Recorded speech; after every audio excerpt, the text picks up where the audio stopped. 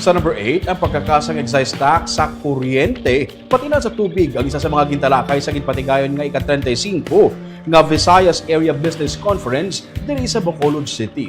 Ma-report sa Richard Caballero. Nagapadayon ng ika-35 nga Visayas Area Business Conference sang Philippine Chamber of Commerce and Industry sa El Fisher Hotel sa Bacolod City. Ini ang ginpangunahan sang Metro Bacolod Chamber of Commerce and Industry. Masobra sa 200 ka mga business tycoons kag micro small medium enterprises o kon MSMEs gikan sa nagkalain-lain nga bahin sa Visayas ang nagtambong sa sini nga conference. 5 ka business conference ang natalana nga patagayunon sa PCCI sa pungsod sa sini nga tuig, kag ang conference sa Bacolod City ang pinakauna. Sa masunod nga bulan, isa naman ka business conference ang patagayunon sa North Luzon.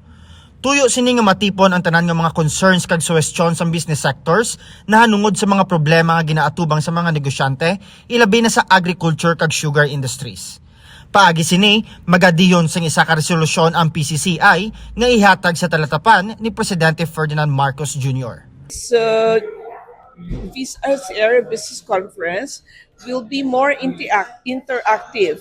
So our chambers will be able to raise their concerns, suggestions, they were able to recommend resolutions, and these resolutions will be studied by the Philippine Chamber of Commerce and Industry National, and it will be submitted to the Office of the President of the Philippines. Nangin dinapit nga bisita si Senator Risa Hontiveros. Yara man ang presensya sa mga local leaders sa Visayas. Sa speech ni Hontiveros, iya ginpabutyag nga iya iduso sa Senado ang pagkakasang value-added tax sa system losses. Kag ini ang ginkalipay man sa mga nagtambong. Nagahaylo man ang PCCI sa gobyerno nasyonal nga kung sarang kakason ang excise tax sa mga basic utilities kaangay sa kuryente kag tubig, agod makahagan-hagan sa gasto sang publiko. Ikakason niya ang VAT on the system's losses. So it depends on the utility companies actually, because they have VAT on systems losses.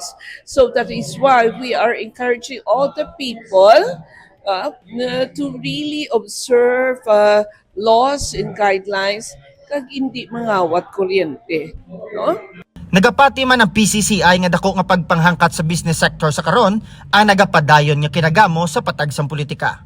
Suno kay Carbon, ang nagapadayon nga komisyon sa Senado ang isa ka red flag para sa mga foreign investors.